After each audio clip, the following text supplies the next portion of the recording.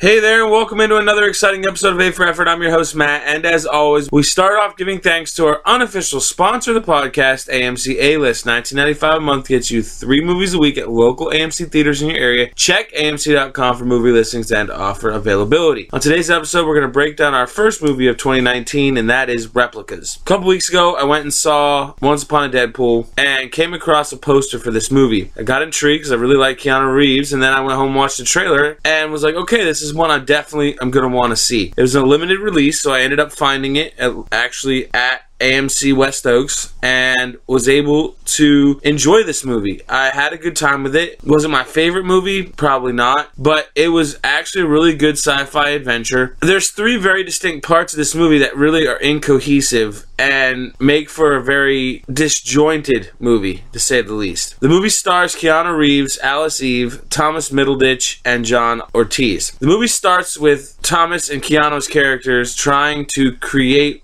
consciousness in a synthetic being, transferring consciousness from a recently deceased individual to a synthetic human. It doesn't go well, and they're trying to figure out why it didn't go well. Well, a couple minutes later, the movie rolls on, and Keanu and his entire family, 3 kids and his wife, are in a car accident, and he can't live without his family, so he asks Thomas Middleditch to create clones of his family. And so the first 45 minutes to an hour of this movie is the 17-day wait of his family to come out of these tubes. And there's only 3 tubes, but there's 4 family members that died. So he has to make a tough decision about one of the kids. The youngest of the 3 kids ends up not being created, and he ends up deleting her from memory. Very sad scene. So over the 17 days, he's trying to create consciousness for his family. Then he figures it out, they awake, and then the movie changes. So you got an hour of the movie that's creating consciousness, about 25 minutes of the wife and the kids kind of acting normal but knowing something's kind of wrong. The AI is figuring out it's not real, and then the last 30 minutes is an action adventure where John Ortiz's character, who runs the company where Keanu works, figures out that his family are clones and he's going to kill them all if Keanu doesn't do what he did for them for him. And it just, like I said, it's disjointed. It's 3 different movies all in one. It doesn't get cohesive. It's just really odd because you forget about what's happening in the middle, like the watershed consciousness, like the family waking up and realizing they're not exactly human. It's kind of just brushed over when Keanu tells his wife that she's not human or not herself, and it's kind of just brushed over and she's okay with it. Like, she doesn't have repercussions of identity crisis or anything of that nature.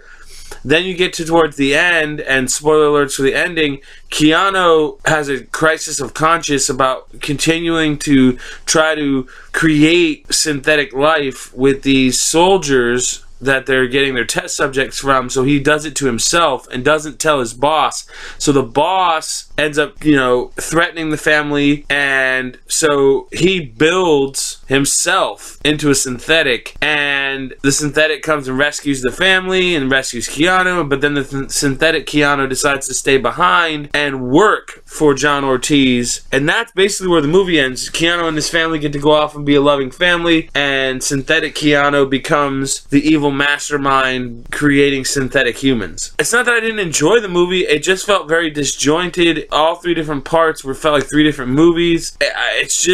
It was fun. I love sci-fi, so I like the concepts. The overall movie was just weak. I just wish there was more story to interconnect each part of the movie that changed from a can we find consciousness movie to a am I real, type story to me and my family got to go on the run. Like, it just felt disjointed, and for that, it only gets an A for effort. I can't give it more than that. It was fun. I had a great time. I love sci-fi. It felt like a very weak Black Mirror episode, but I had fun with it. I love Keanu. He's a great man, does a lot of great things, so I can't but nothing but praise Keanu.